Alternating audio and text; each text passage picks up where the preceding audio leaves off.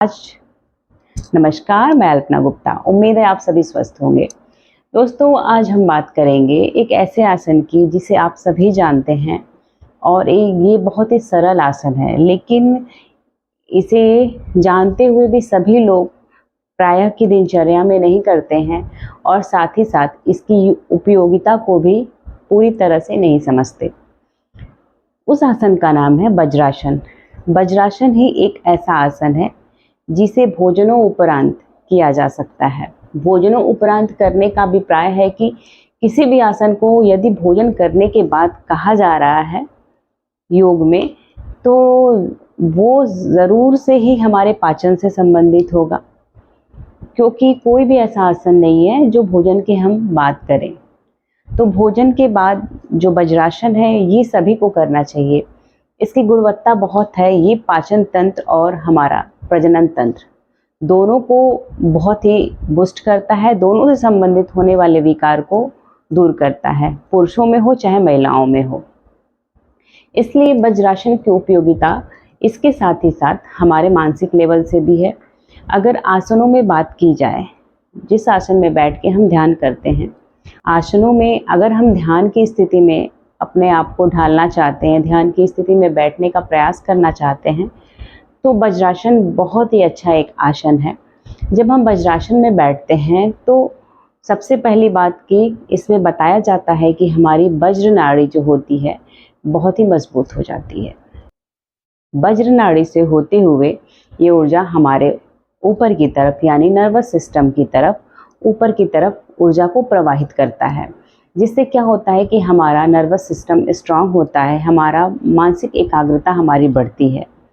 इसके साथ ही साथ हम बात करें पुरुषों में, अंडों में हाइड्रोसील की समस्या प्रायः देखने को मिलती है, तो हाइड्रोसील की समस्या को भी ये कम करता है।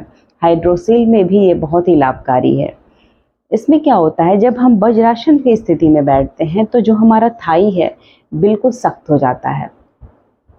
कोई भी ऐसा आसन नहीं है जिसमें हम अपनी थाई को सख्त करें।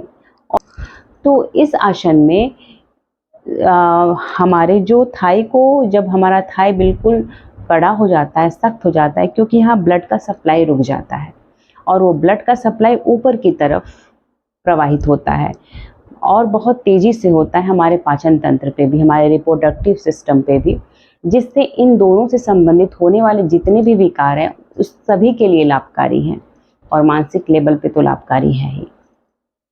इसके साथ ही साथ सैक्रम इन्फेक्शन की समस्या जिसे होती है, जैसे सैक्रम इन्फेक्शन में क्या होता है कि हमारे स्पाइन के निचले छोर में बहुत ही ज़्यादा पेन होता है।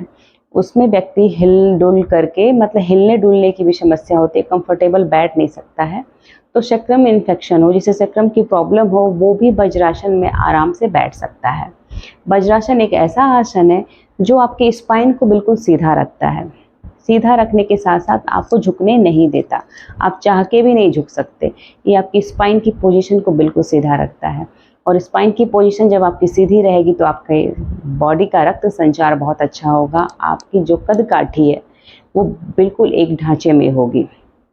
तो इसलिए वज्रासन का अभ्यास आपको अवश्य करना चाहिए। अब हम आते हैं कि वज्रासन हमें करना कैसे चाहिए।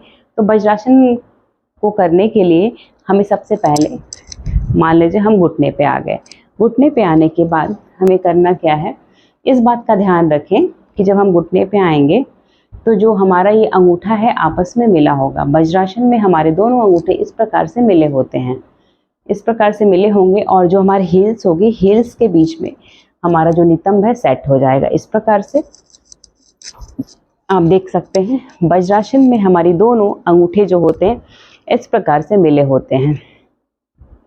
वज्रासन में जो अंगूठे मिले होते हैं इसका भी एक कारण है। हमारे शरीर से हमेशा ऊर्जा का प्रवाह होता रहता है, बाहर की तरफ ऊर्जा निकलती रहती है, लेकिन जब हम अंगूठे को इस प्रकार से वज्रासन में बैठते हैं, आपस में मिलाते हैं, तो हमारी ऊर्जा वापस पूरे शरीर में भ्रमण करने लगती है। वापस जो एनर्जी होती है वापस अपने शरीर में बाहर की तरफ न जाके अंदर की तरफ प्रवाहित होने लगती है।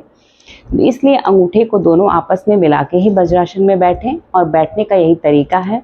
अगर स्टार्टिंग में आपके इस तरह से बैठने पे आपके पिंडली में दर्द होने लगे तो आप क्या करें, एक पिलोज को लेकर के पिलो लें और यहाँ पे आप लगा लें, आराम से बैठ जाएं। इस प्रकार से आप बैठ सकते हैं, लगा करके बैठ जाएं। इसके बाद भी यदि आपको दर्द होता है तो आप अपने पैरों को आगे की तरफ फैला लें और जब तक आपको आपकी ये जो थाई है नरम न लगने लगे, सॉफ्ट महसूस न होने लगे, तब तक अपने पैर को फैलाए रहें। पुनः अपने पैर को मोड़ते हुए, एक एक पैर को मोड़ते हुए फिर से आप वज्रासन में बैठ जाएं। भोजन करने के बाद आप अवश्य वज्रासन में बैठें, कम से कम 5 मिनट। आप कुछ दिन लगातार बैठ करके देखेंगे तो आपको अपने मानसिक शांति के साथ साथ पाचन में बहुत सारे आपको फ़ायदे दिखेंगे।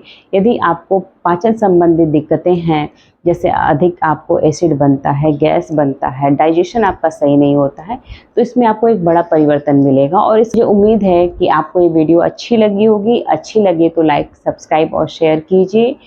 अगर आसन से संबंधित और भी कुछ जानकारी मुझसे कमेंट बॉक्स में पूछ सकते हैं, या आप वज्रासन में नहीं बैठ पा रहे हैं तो उस स्थिति में भी आप हमसे पूछें। अगर वीडियो अच्छी लगे तो लाइक, सब्सक्राइब, शेयर कीजिए। तब तक के लिए नमस्कार।